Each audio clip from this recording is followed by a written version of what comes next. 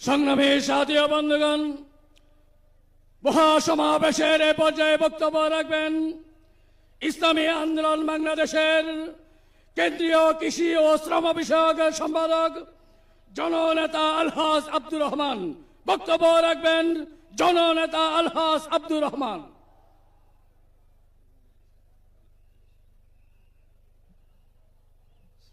নাহমাদু আলা রাসূলিল কারীম, আম্মা বাদ।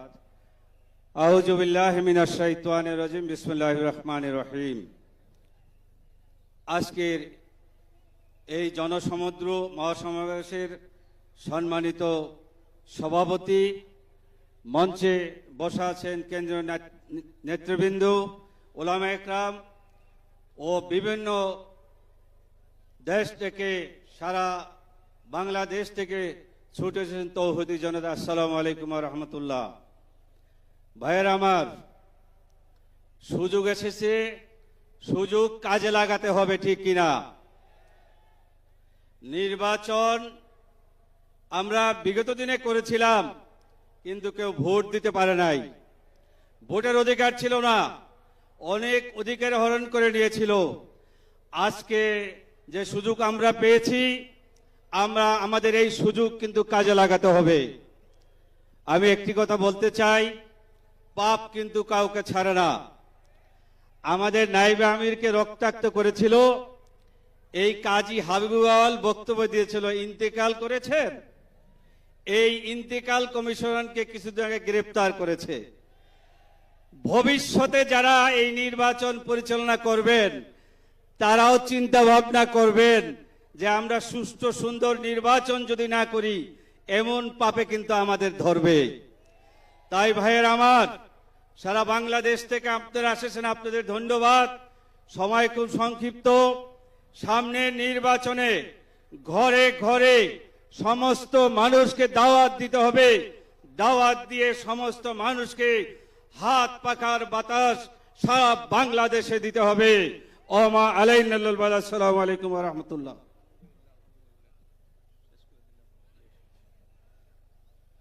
সংগ্রামী সাথী ও বন্ধুগণ, মহাসমাবেশের এ পর্যায়ে বক্তব্য রাখবেন ইসলামী আন্দোলন বাংলাদেশের কেন্দ্রীয় প্রচার ও দাওয়া বিষয়ক সম্পাদক, সাবেক ছাত্রনেতা হাফেজ মাওলানা শেখ ফজলুল করিম মারুফ। বক্তব্য রাখছেন হাফেজ মাওলানা শেখ ফজলুল করিম মারুফ। আসসালামু আলাইকুম রহমতুল্লাহ। ইসলামী আন্দোলন বাংলাদেশ আয়োজিত আজকের এই মহাসমাবেশের উপস্থিত সংগ্রামী ভাই ও বন্ধুগণ, বাংলাদেশের ইতিহাস নতুন করে বলার কিছু নাই।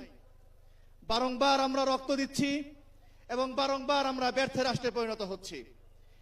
2024-এ যে অবস্থান তৈরি হয়েছে, যে সুযোগ তৈরি হয়েছে, সেই সুযোগ আমরা আর কোনোভাবে ব্যর্থ হতে দিতে চাই না। সেজন্য আগামী জাতীয় নির্বাচন আমরা পিআর পদ্ধতিতে চাইছি।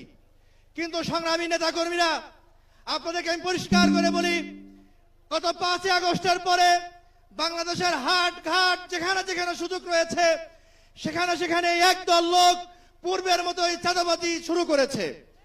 আমরা দায়িত্বশীলরা বলতে চাই, সেই অবস্থার পরিবর্তন নির্বাচনের আগে এক্ষুনি করতে হবে। সেজন্য যেখানে যেখানে সুযোগ রয়েছে, সেখানেই আমাদের নিয়ন্ত্রণ নিয়ে নিতে হবে, যাতে করে কোনো চাঁদাবাজ বাংলাদেশের কোথাও কোনো চাঁদাবাজি করতে না পারে।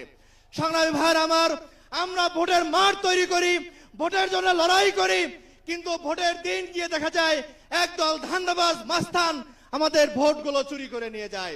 সংগ্রামী দায়িত্বশীল ভাই বন্ধুগণ, এখান